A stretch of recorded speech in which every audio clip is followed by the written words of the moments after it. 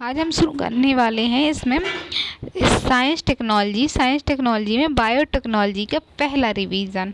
Biotechnology यानी इसमें DNA से संबंधित जो पुनः संयोजक तकनीक प्रौद्योगिकियाँ होती हैं उनसे संबंधित रिवीजन है। 3 क्लासों में करेंगे इसको। पहली क्लास है ये। आइए शुरू करते हैं इसको। पुनः संयोजित डीएनए यानी रिमेम्बरनेट डीएनए आरडीएनए प्रौद्योगिकी क्या है, इसका परिचय। तो पुनः संयोजित डीएनए एक कृत्रिम रूप से निर्मित डीएनए स्ट्रैंड है जो 2 या 2 से अधिक जीन अनुक्रमों के संयोग से बना है। आरडीएनए तकनीक में इच्छुक डीएनए खंड के हेलिक्स और अलग हेलिक्स जो होते हैं और अलग करने के लिए एंजाइम और विभिन्न प्रयोगशाला तकनीकों का प्रयोग करना इसमें शामिल है। फिर इस विधि का उपयोग विभिन्न प्रजातियों के डीएनए को संयोजित करने या नए डीएनए के साथ जीन बनाने के लिए किया जाता है। इसमें नया जो जीन है उसको पुराने जीन है उसमें जोड़ दिया जाता है और एक नए प्रकार का डीएनए बन जाता है। आरडीएनए संभव है क्योंकि सभी जीवों में के डीएनए में समान रासायनिक संरचना होती है, लेकिन समान संरचना के भीतर अलग अलग न्यूक्लियोटाइड अनुक्रम होते हैं। डीएनए की संरचना तो समान टाइप की दिखती है, पर उस डीएनए के अंदर जो है न्यूक्लियोटाइड वो अलग टाइप का होता है, सबके अंदर अलग व्यवस्था होती है उसकी। 1973 में स्टैनली एन कोहेन और हर्बर्ट डब्ल्यू वायर्स जैसे वायरस बैक्टीरिया कोशिकाओं को इन्होंने क्या किया कि बैक्टीरिया की जो कोशिका है उसमें पुनर्संयोजित जीन डालने के वाले पहले व्यक्ति बने। यानी पुनर्संयोजित जीन बनाया और उसको बैक्टीरिया की कोशिका में डाल दिया गया। आरडीएनए प्रौद्योगिकी घटक इसमें क्या शामिल होता है, तो में जो है एक रिस्ट्रिक्शन एंजाइम होता है, फिर पॉलीमरेज एंजाइम होता है और वेक्टर और मेजबान होता है। वेक्टर होता है और एक मेजबान होता है। पुनः संयोजित डीएनए प्रौद्योगिकी के अनुप्रयोग कहाँ कहाँ उपयोग होता है, तो ये दवा बनाने में, जैसे जेनेटिक इंजीनियरिंग का उपयोग, जो डीएनए तकनीक है पुनः से उसे बोलते हैं जेनेटिक इंजीनियरिंग का उपयोग इंसुलिन, मानव विकास हार्मोन्स, बांझपन के इलाज के लिए या मानव एल्ब्यूमिन एंटीबॉडी या अन्य कारकों के टीके बनाने और दवाओं के बड़े पैमाने पर उत्पादन के लिए इसका उपयोग किया जाता है। फिर अनुसंधान में, तो जीन के कार्यों की खोज के लिए जीवों को आनुवंशिक रूप से इंजीनियर किया जाता है। इन जीन के क्या कार्य हैं पता करने के लिए तो जीवों में इंजीनियर किया जाता है आनुवंशिक रूप से। और औद्योगिक अनुप्रयोगों में उद्योगों में जैसे बैक्टीरिया हो गए और ईस्ट है। बैक्टीरिया या ईस्ट जैसे सूक्ष्म जीवों को बदलना शामिल है, जैसे किण्वन का उपयोग करके बायो रिएक्टर में रूपांतरित जीवों को विकसित करके प्रोटीन को शुद्ध करके बड़ी मात्रा में प्रोटीन का उत्पादन किया जाता है। यानी उद्योगों में ये है बैक्टीरिया, ईस्ट है, सूक्ष्म जीव है, इनका उपयोग करके और इनका रूपांतरण करके अच्छी प्रोटीन का निर्माण करने के लिए किया जाता है। तो दवा निर्माण में है, अनुसंधान में है कि अनुसंधान पर के जीनों का पता लगाएंगे कि कहाँ उपयोग है। और औद्योगिक अनुप्रयोगों में प्रोटीन निर्माण में करते हैं। फिर कृषि में क्या है, संशोधित फसलें या आनुवंशिक रूप से संशोधित जीव बनाने के लिए आनुवंशिक इंजीनियरिंग का उपयोग कृषि में भी किया जाता है। फसलों के जो बीज बनाएंगे, फसलें बनाएंगे और या फिर उनसे संबंधित जीव बनाएंगे जो फसलों में यूज हो, तो फसलों में किया जाता है। ऐसी फसलें विकसित की गई हैं जिसमें ऐसे जीन हो जो उन्हें जैविक और अजैविक तनाव झेलने में सक्षम बनाएंगे। तो ऐसी फसलें भी उत्पन्न की गई हैं जो अधिक प्रबल हों और वांछनीय गुणों वाली फसलें भी विकसित की गई हैं। अच्छी गुणवत्ता वाली फसलें विकसित की हैं जिसमें गोल्डन राइस और फ्लेवर सेब टमाटर शामिल है। जैसे टमाटर जो आते हैं देसी टमाटर वो जल्दी सड़ जाते हैं, जबकि फ्लेवर टमाटर हैं जो उनकी परत अच्छी होती है ऊपर की और बिल्कुल अच्छे सॉफ्ट दिखते हैं और वो बहुत समय तक ख़राब नहीं होते हैं। तो ख़राब होने की क्षमता बहुत कम होती है उनमें। इस तरह से ये बनाए गए हैं कृषि संबंध में। पर्यावरण में क्या है, जीवों को अपशिष्ट पदार्थों के जैव निम्नीकरण में मदद करने के लिए जाना जाता है। जैसे अपशिष्ट पदार्थ है वो नष्ट नहीं हो रहा है तो उसको क्या है जल्दी खत्म करने के लिए किया जाता है। हालांकि प्लास्टिक जैसी कुछ सामग्रियां ऐसी भी हैं जिनके द्वारा नष्ट नहीं किया जाता, मतलब बहुत सालों तक नष्ट ही नहीं होती प्लास्टिक। ऐसे कारणों में मदद करने के लिए आनुवंशिक अनुसंधान ने संशोधित सूक्ष्म जीवों का उत्पादन किया है, यानी सूक्ष्म जीव जो है उनका उत्पादन किया है जो न केवल ऐसा करने की क्षमता रखते हैं बल्कि त्वरित प्रक्रिया के कारण अधिक कुशल भी हैं। इनका उपयोग उन स्थितियों में किया जाता है जो पृथ्वी ग्रह को गंभीर क्षति पहुंचा सकते हैं, जैसे तेल रिसाव। तो तेल रिसाव है या कुछ और चीज़ें हैं जिनको ऐसे जीव जो बनाए जाएंगे वो सूक्ष्म जीव जो उनको जल्दी ही पचा लेंगे या नष्ट कर देंगे, तो पर्यावरण को साफ करेंगे। और तो इस तरह से दवा बनाने में, अनुसंधान में, औद्योगिक अनुप्रयोगों में, कृषि में और पर्यावरण को साफ करने में ये उपयोगी हैं। जेनेटिक इंजीनियरिंग, जेनेटिक बैक्टीरिया क्या है? तो जेनेटिक जो बैक्टीरिया है, जेनेटिक जैसे जीन बनाया गया था उसके बाद वो बैक्टीरिया में यदि डाल दिया तो बैक्टीरिया क्या है, जेनेटिक बैक्टीरिया क्या है? तो जेनेटिक बैक्टीरिया वे बैक्टीरिया होते हैं जिनमें अन्य प्रजातियों के जीन होते हैं। अन्य प्रजातियों से लिए गए जीन को संशोधित करके क्या जो जीन बनाया जाता है वो बैक्टीरिया में डाल दिया जाता है तो वो संशोधित बैक्टीरिया होते हैं। वे आनुवंशिक रूप से संशोधित सूक्ष्म जीव हैं जिन्हें जीनोम की इंजीनियरिंग के माध्यम से विकसित किया गया है। जीन इंजीनियरिंग के माध्यम से इन बैक्टीरिया को विकसित किया गया है, वे जीव होते हैं ये।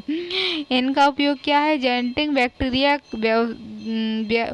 व्यापक रूप से कृषि में, चिकित्सा में, जैव प्रौद्योगिकी के साथ साथ विटामिन, एंजाइम या एंटीबायोटिक्स जैसे हार्मोन्स और खाद्य प्रयोजकों का उत्पादन करने के लिए भी उपयोग किए जाते हैं। तो जो बैक्टीरिया हैं वो जैसे दूध से दही जमाने वाले या प्रोटीन निर्माण वाले, तो कृषि में भी कई अन्य तरीके से, तो कृषि में, चिकित्सा में, प्रौद्योगिकी में विटामिन, एंजाइम, बायोटिक्स आदि के उत्पादन में किया जाता है। और 1973 में वैज्ञानिक हर्बर्ट बायर और स्टैनली कोहेन ने पहला आनुवंशिक रूप से इंजीनियर जीव बनाया जिसे ई कोलाई बैक्टीरिया कहा। इन्होंने एक बैक्टीरिया में इसको इंजेक्ट किया था। इसमें एंटीबायोटिक टेट्रासाइक्लिन के प्रतिरोध के लिए जीन स्थानांतरित किया गया था। तो एक ही जीन स्थानांतरित करके बैक्टीरिया को बनाया था इन्होंने। इस चित्र में बताया गया है कि एक बैक्टीरिया का जो जीन है उसको बाहर निकालेंगे और उस जीन में जो डीएनए है, डीएनए में जो जीन है उसमें किसी अन्य जीन को डाल देंगे और ये वापस किसी नए जीव में डाल देंगे। इस तरह से संशोधित जीव बन जाएगा। इस तरह से मांसपेशियों, हृदय, किसी व्यक्ति का विकास भी किया जा सकता है। ट्रांसजेनिक बैक्टीरिया बनने की प्रक्रिया क्या है, कैसे बनाएंगे इसको बैक्टीरिया को?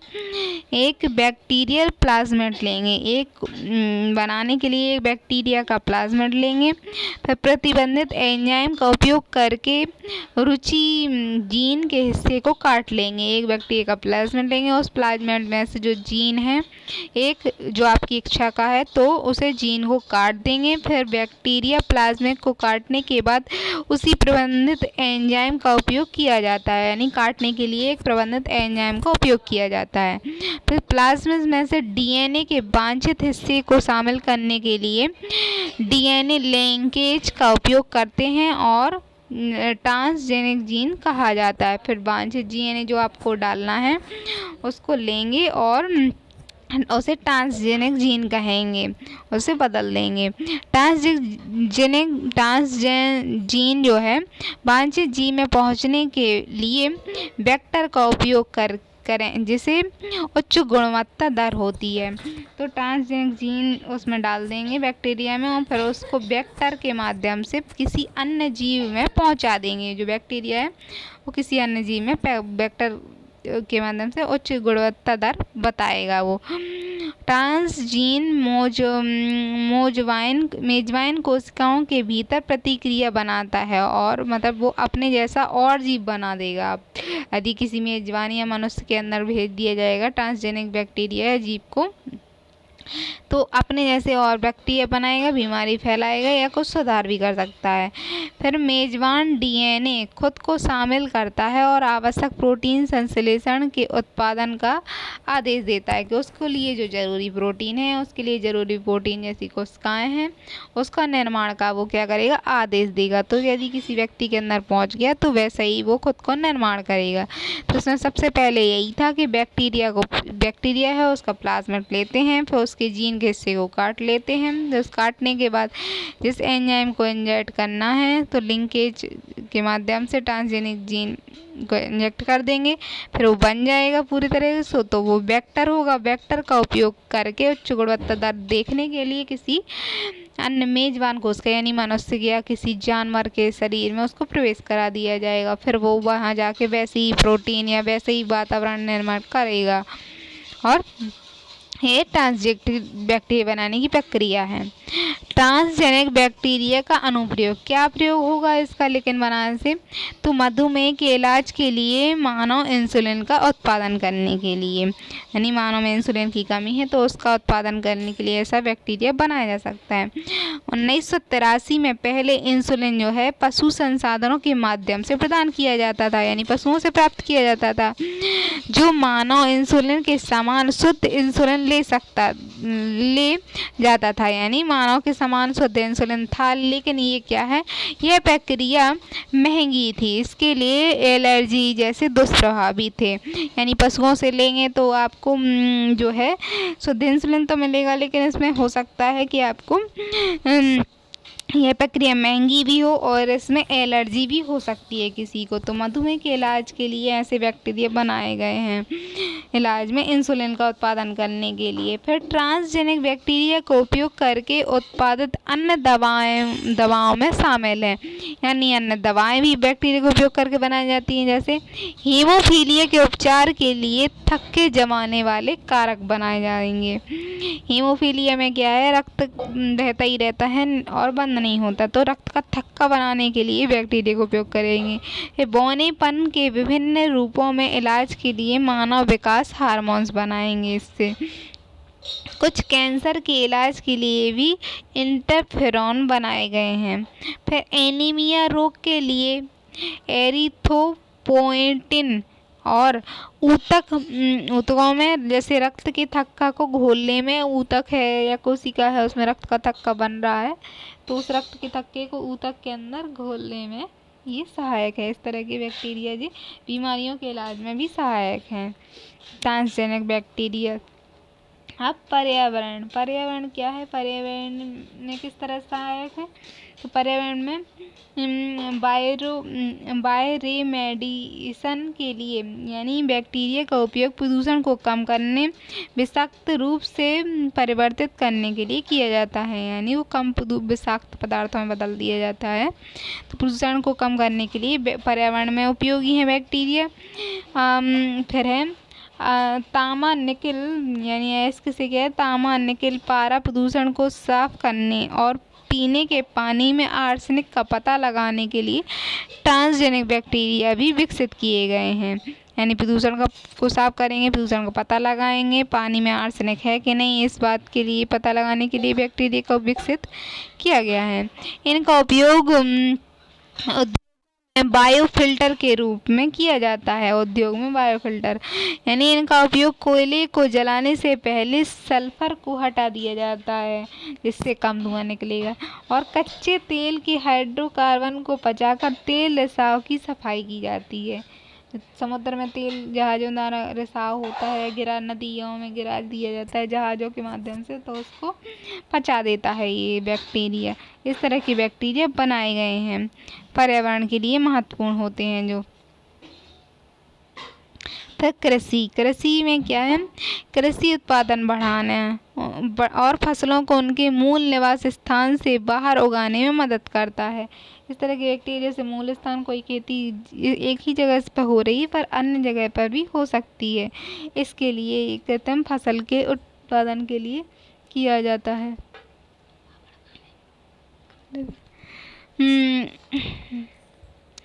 और फिर है बीटी बैक्टीरिया हैं जो फसलों को कीड़ों के संक्रमण और पौधों की बीमारियों से बचाने में मदद मिलती है। कीटों को कम उपयोग के माध्यम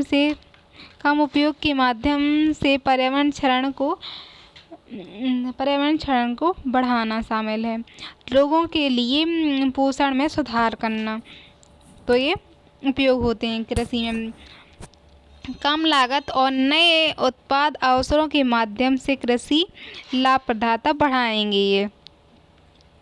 और बर्फ बनने से रोकने के लिए पौधे और एंटीबैक्टीरिया का छिड़काव किया जाता है।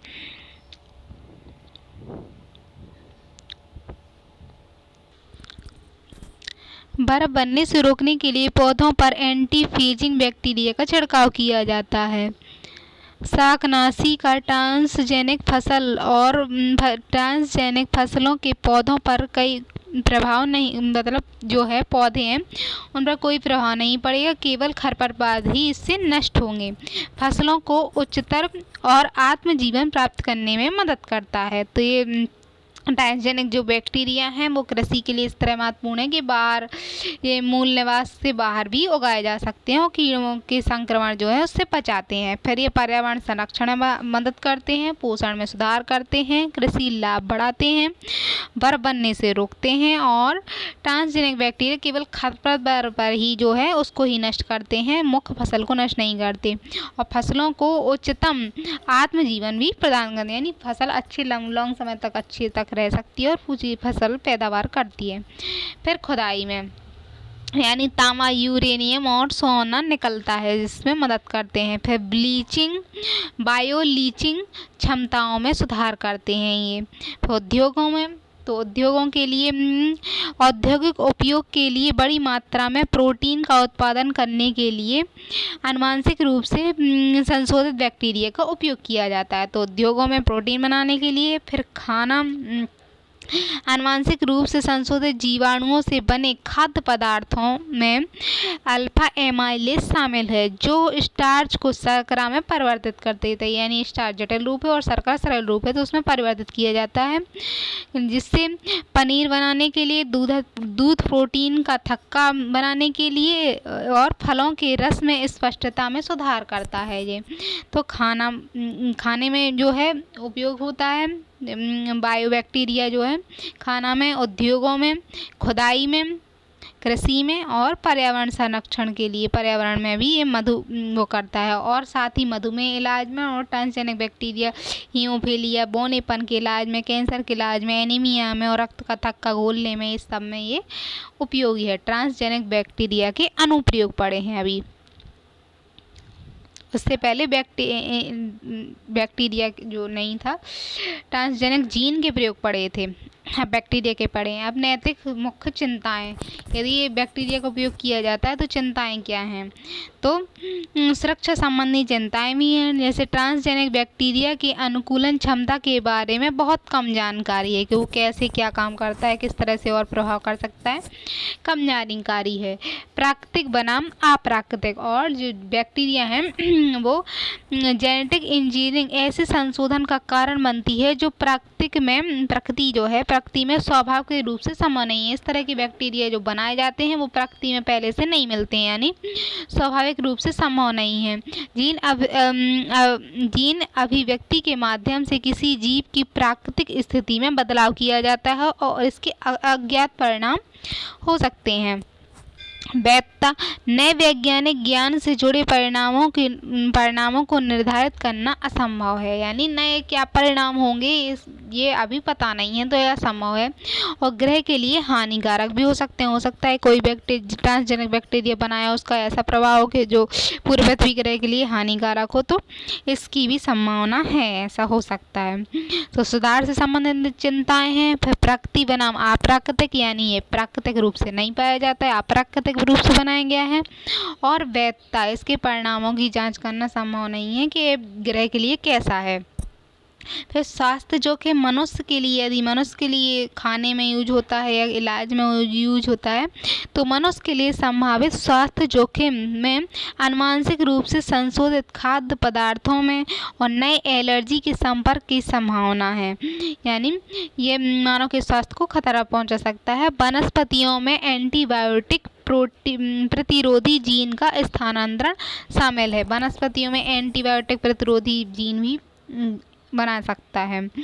पेटेंट, यानी सार्वजनिक सेवाओं जैसे भोजन, दवाओं के रूप में जीवित जीवों के संशोधन उपयोग ने इनके लिए पेटेंट के साथ ही समस्याएं पैदा की हैं। लोग इसका पेटेंट कराते हैं, तो उससे संबंधित समस्याएं भी हैं। अब है ट्रांसजीन जानवर। अब जो पहले था ट्रांसजीन था, तो ट्रांसजीन बनाया गया, फिर ट्रांसजीन को किसी बैक्टीरिया में डाल दिया गया, तो वो बैक्टीरिया हो गया, और बैक्टीरिया के भी बहुत सारे उपयोग हो गए, उसकी हानियाँ हो गई।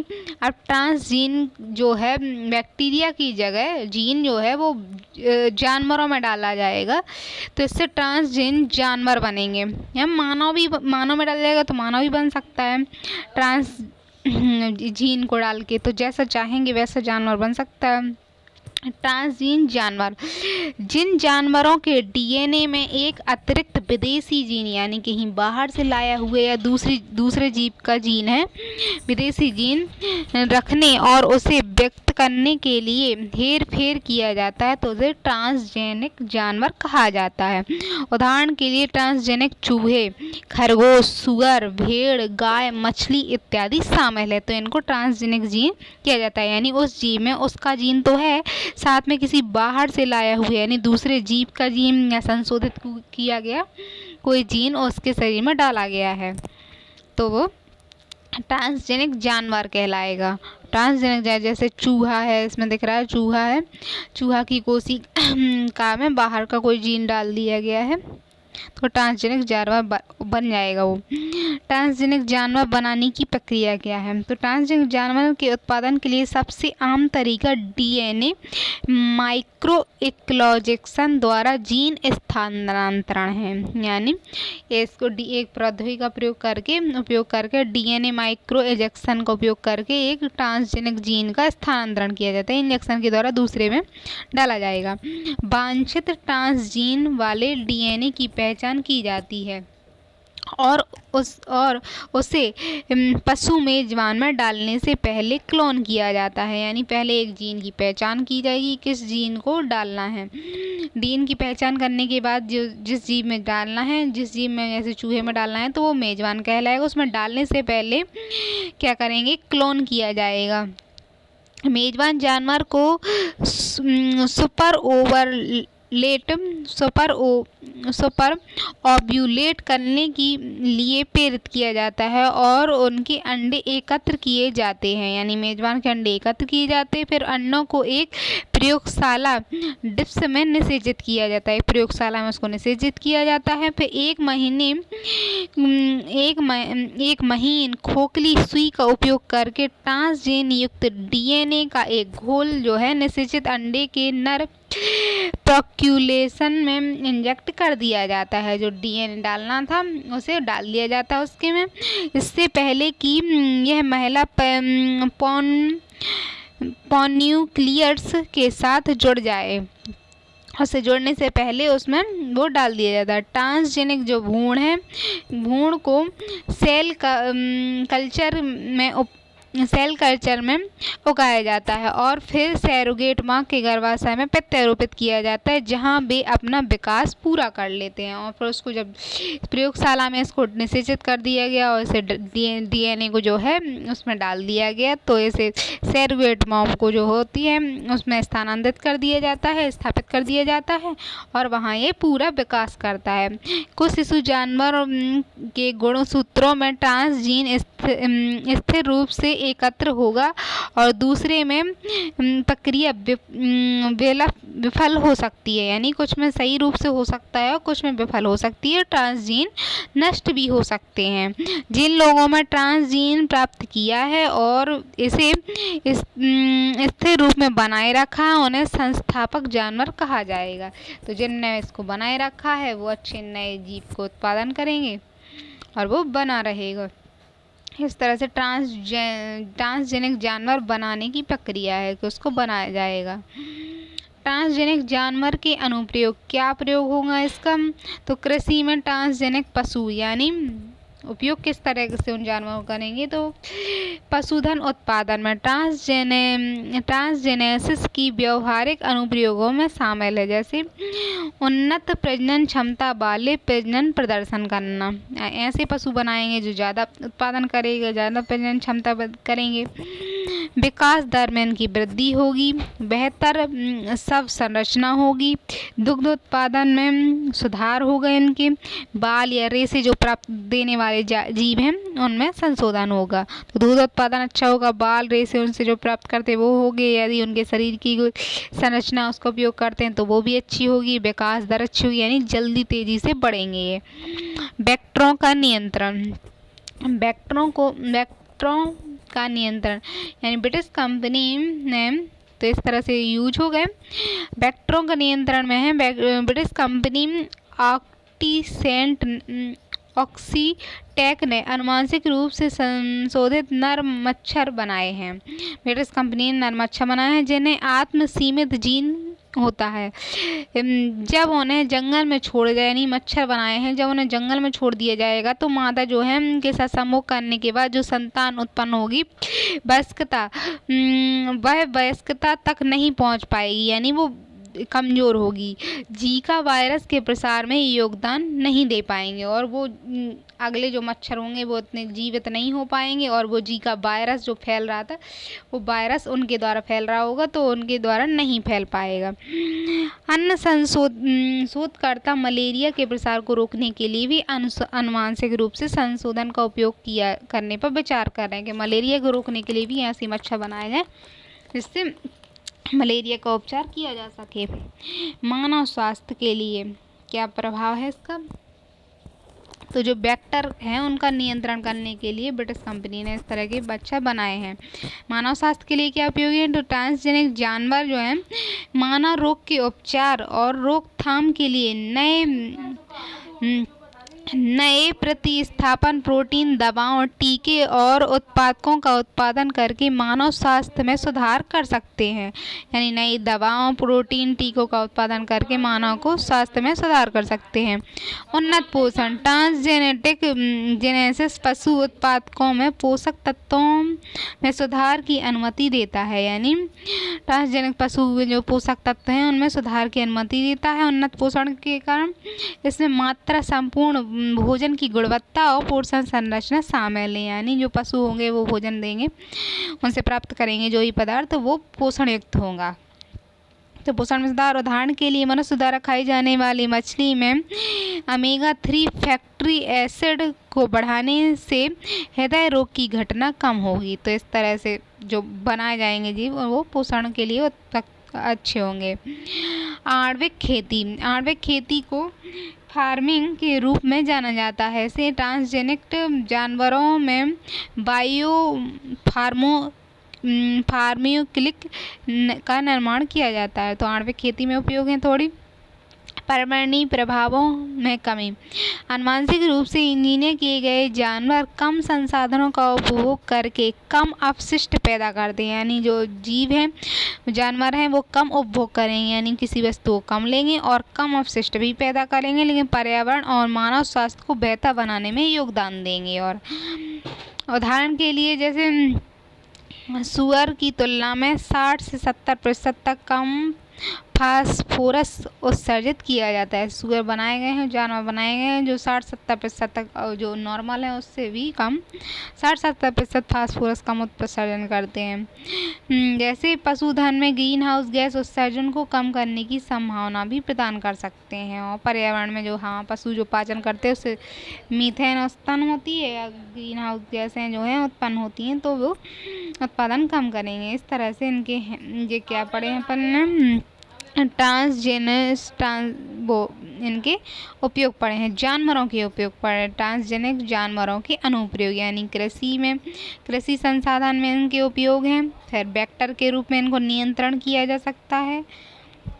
फिर मानव स्वास्थ्य के लिए है, तो उन्नत पोषण के लिए हैं, आणविक खेती में उपयोग हैं और पर्यावरण प्रभाव में भी कमी कर सकते हैं।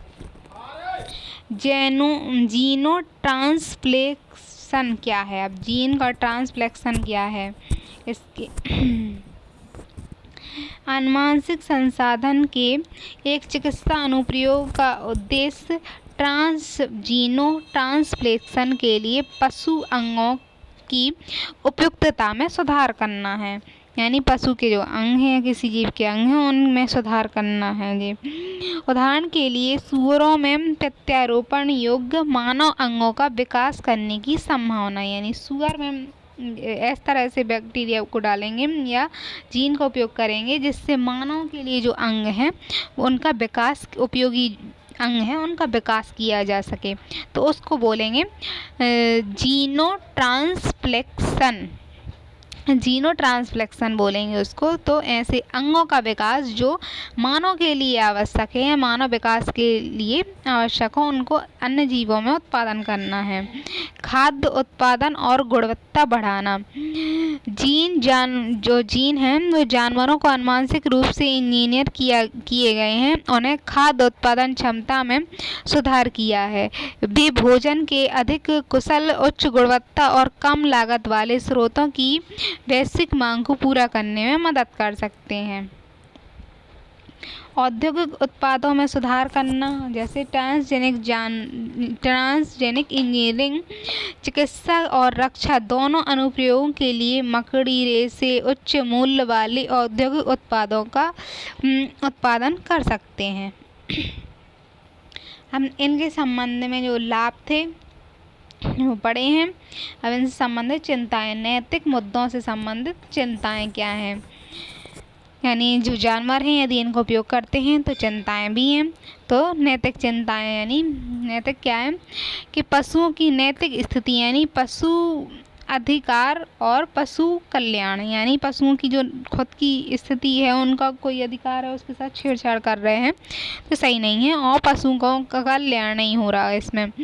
आनुवंशिक रूप से संशोधित भोजन से संवेदनशील मनुष्य जानवरों में एलर्जी पैदा कर सकती है, यानी जो संशोधित भोजन ले रहे हैं मनुष्य, तो मनुष्यों में एलर्जी हो सकता है और स्थानांतरित होने का डर हो सकता है। तो पहले तो पशुओं के साथ कल्याण नहीं है, दूसरा मनुष्यों के साथ खुद ही प्रॉब्लम है। ट्रांसजेनिक जानवर प्राकृतिक विकासवादी पैटर्न में बदलाव कर रहे हैं, यानी प्रकृति का जो विकास हो रहा है उस पैटर्न में तो बदलाव हो जाएगा फिर इससे।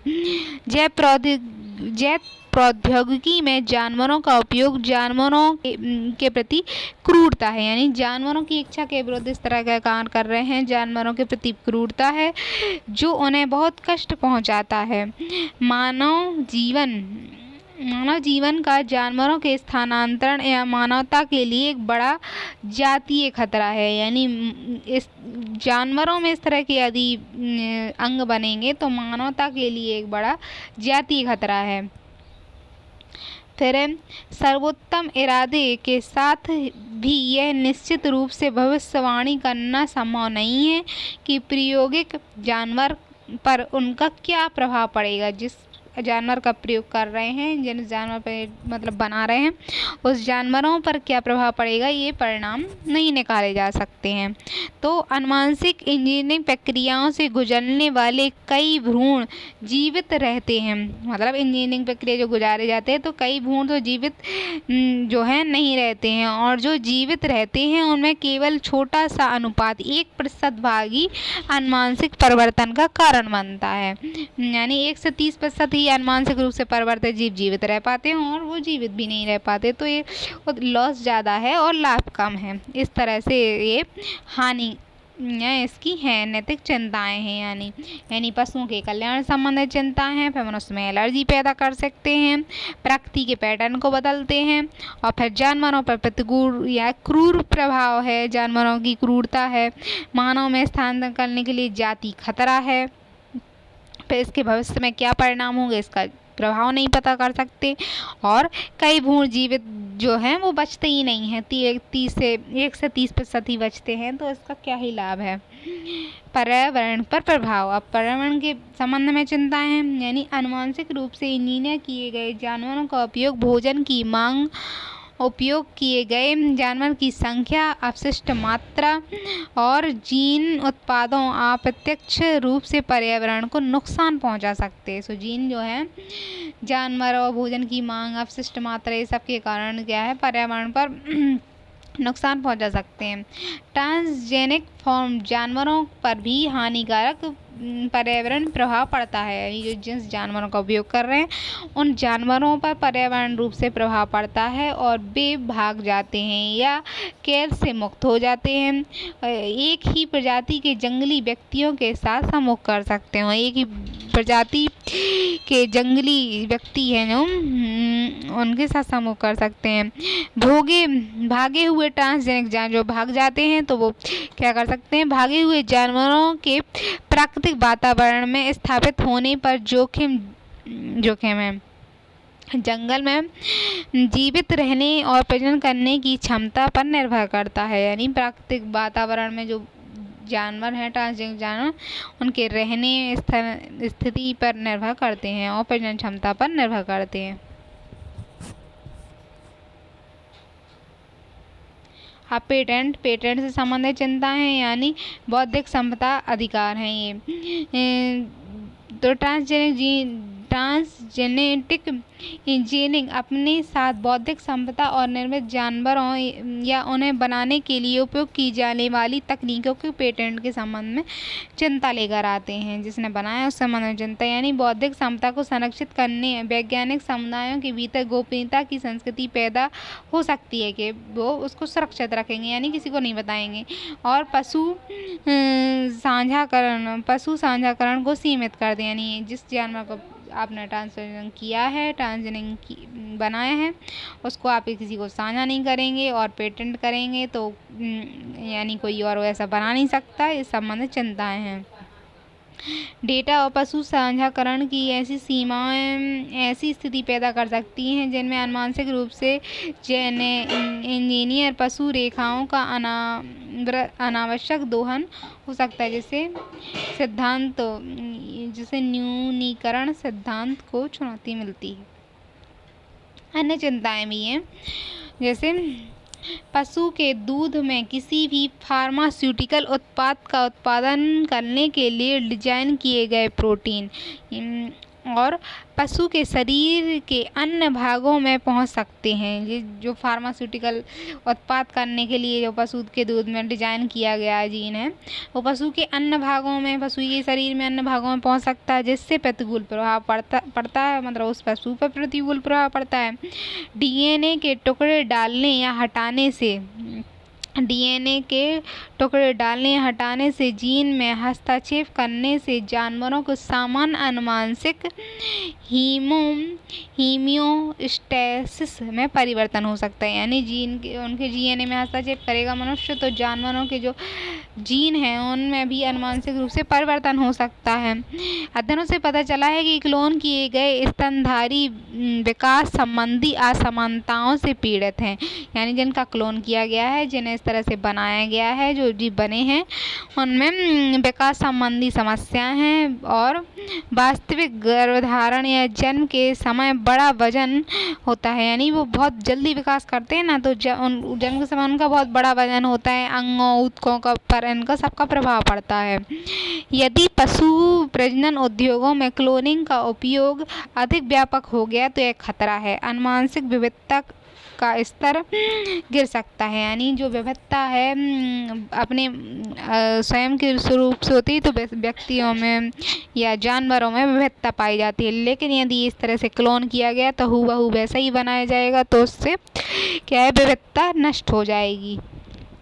तो ये अन्य चिंताएं हैं, तो ये सभी चिंताएं पड़ी हैं, ये पर्यावरण यहाँ से ट्रांसजेनेटिक जानवरों संबंधित चिंता यहाँ से नैतिक मुद्दों संबंधित चिंताएं हैं, फिर पर्यावरणीय प्रभाव संबंधित चिंताएं हैं, पेटेंट संबंधित चिंताएं हैं, फिर अन्य चिंताएं हैं।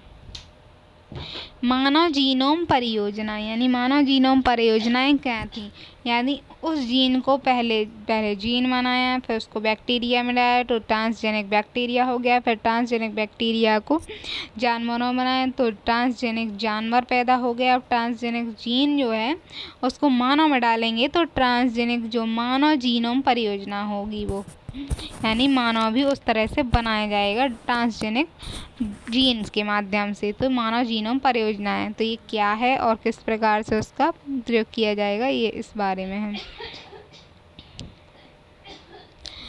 मानव जीनोम परियोजना एक बड़ा सुव्यवस्थित और अत्यधिक संयोगात्मक अंतर्राष्ट्रीय प्रयास था, जिसमें मानव जीनोम और कई अतिरिक्त अच्छी तरह से अध्ययन किए गए जीवों का पहला अनुक्रम तैयार करना था, यानी अच्छे तरह से अध्ययन करने के बाद क्या है, जीव का पहला अनुक्रम इसमें तैयार किया गया था। इसे 1990 में से 2003 तक चलाया गया, लेकिन बाद में सरकार ने इसे बंद कर दिया। तो ये 1990 से 2003 में चलाया गया था। इसमें क्या पहली बार सार्वजनिक रूप से हिमायत, यानी 1984 में प्रकाशित एक लेख में रेनाटो डुब्लोवेको द्वारा की गई थी, जिन्हें उन्होंने तर्क दिया कि मानव जीनोम अनुक्रम को जानने से कैंसर की समझ में आसानी होगी, यानी मानव जीनोम जो है, मानव जीनोम को जानेंगे, मानव जैसा जीनोम बनाने के लिए या फिर किसी भी चीज़ के लिए मानव का जो डीएनए है, उसकी डीएनए की संरचना है, तो उसका जो जीनोम है किस तरह से व्यवस्थित रूप में पाया जाता है, इस सब को जानेंगे वो, और जानने से पता करेंगे किस जीन के कारण कैंसर रोग को रोका जा सकता है, किस जीन से क्या होता है, क्या नियंत्रित होता है, उसकी पूरी आंतरिक संरचना को जानने के लिए इसे प्रयोग किया गया था। तो कैंसर की जो है, कैंसर की समझ में आसानी होगी, उन्होंने कहा।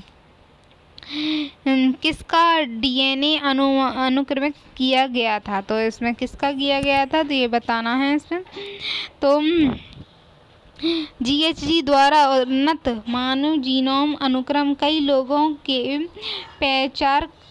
पैचवर्क को दर्शाता है, जिनकी पहचान गोपनीयता की रक्षा के लिए जानबूझकर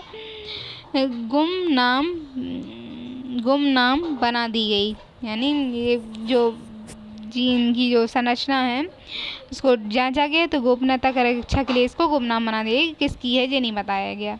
और स्वयं सेवकों की भर्ती करने और सहमति प्राप्त करने और उन्हें रक्त नमूने एकत्र करने के लिए प्रक्रिया का उपयोग किया गया था।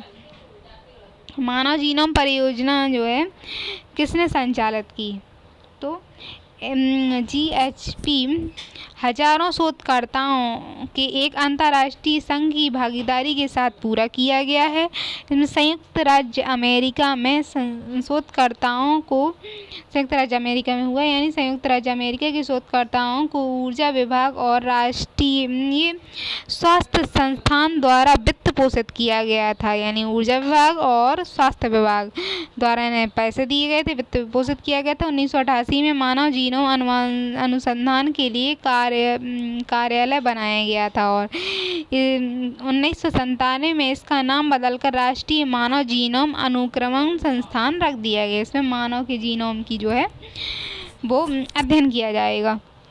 खोज की जाएगी। तो अंतर्राष्ट्रीय भागीदारी के रूप में से अमेरिका में बनाया गया। फिर मानव जीनोम के अनुक्रम में संयुक्त राज्य अमेरिका, यूनाइटेड किंगडम भी आ गए और फ्रांस, जर्मनी, जापान और चीन के 20 अलग अलग विश्वविद्यालय जो हैं अनुसंधान केंद्र के शोधकर्ता शामिल थे। इसमें और लोग भी ये शामिल हो गए और मानव जीन का अध्ययन करने लगे। अंतर्राष्ट्रीय मानव जीनोम अनुक्रम संघ के रूप में इसे जाना जाता है। मानव जीनोम परियोजना का महत्व, यानी इसका मानव जीनोम परियोजना जो चल रही है उसका क्या महत्व है, क्या लाभ देगा ये। तो HGP ने संदर्भ मानव जीनोम अनुक्रम को समझने के लिए एक एकीकृत बड़े वैज्ञानिक दृष्टिकोण के माध्यम से जीव विज्ञान को बदल दिया है। इसका यही महत्व है कि दृष्टिकोण ही बदल दिया है। इसने डेटा शेयरिंग और ओपन सोर्स सॉफ्टवेयर के लिए एक खुला दृष्टिकोण स्थापित किया, जिससे परियोजना से प्राप्त डेटा सभी के लिए सुलभ हो गया। यानी जो भी खोज करेंगे उसका दृष्टिकोण और डेटा परियोजना का लाभ जो है सभी को दिया जाएगा। रोगाणुओं, पौधों और जानवरों के जीनोम अनुक्रम ने सूक्ष्म जीव विज्ञान और विज्ञान, संक्रामक रोगों और पादप जीव विज्ञान सहित विज्ञान के कई क्षेत्रों में क्रांति ला दी है। इसने कई क्षेत्रों में क्रांति ला दी है, जिसका मतलब जीन का उपयोग किया गया है संरचना देखने के लिए, अध्ययन करने के लिए। उससे कई लाभ हुए हैं।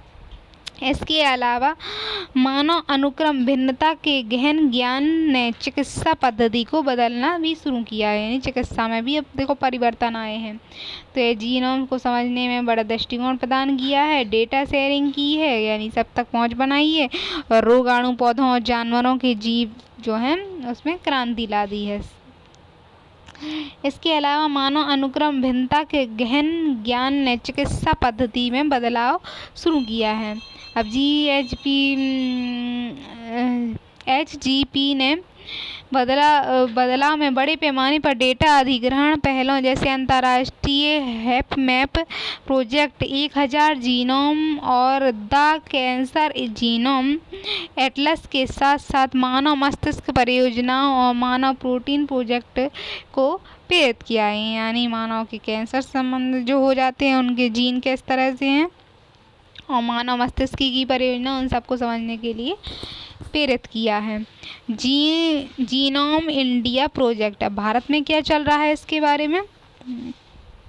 मानव जीनोम परियोजना से प्रेरणा लेते हुए जीन प्रौद्योगिकी विभाग ने 3 जनवरी 2020 को जीनोम इंडिया प्रोजेक्ट GIP शुरू किया। भारत ने भी इसको शुरू किया अब इसका अध्ययन करने के लिए।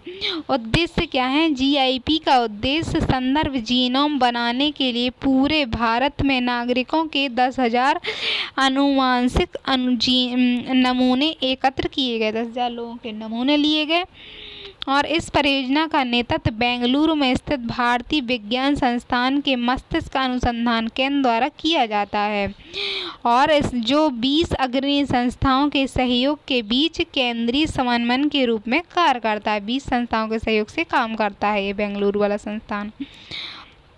तो भारत ने इस पर खोज चालू कर दी है। तरीका, यानी अस्पतालों में जांचकर्ता प्रतिभागियों से एक साधारण रक्त परीक्षण के माध्यम से डेटा संग्रह का नेतृत्व करेंगे और जानकारी को बायो बैंक से जोड़ा जाएगा। यानी अस्पतालों में जांचकर्ता हैं जो उनसे रक्त नमूना इकट्ठा या डाटा एकत्र करेंगे। ये प्राथमिकता वाले क्षेत्र हैं, यानी स्वास्थ्य, दुर्लभ आनुवंशिक विकार, भारतीय आबादी में आनुवंशिक जटिल बीमारियों का उत्परिवर्तन स्पेक्ट्रम और महामारी विज्ञान संबंधित अनुसंधान में एक काम करेंगे।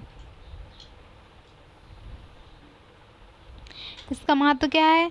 यह पहला जीन थेरेपी और सटीक चिकित्सा ने, मतलब जो जीन थेरेपी है, जीन चिकित्सा है, भारत में प्रगति और उभरती अगली पीढ़ी की दवा की दिशा में आंदोलन को दर्शाती है। मतलब अगली पीढ़ी का जो दवा है या उनका संशोधन किया जाएगा उसके लिए आंदोलन दर्शाती है। आनुवांशिक और अनुकूलन सुरक्षा और पहले से पता लगाने की संभावनाएं पैदा करती हैं। यदि कोई बीमारी हो रही तो उसका पहले से ही पता चल जाएगा। यह पहल पृथ्वी पर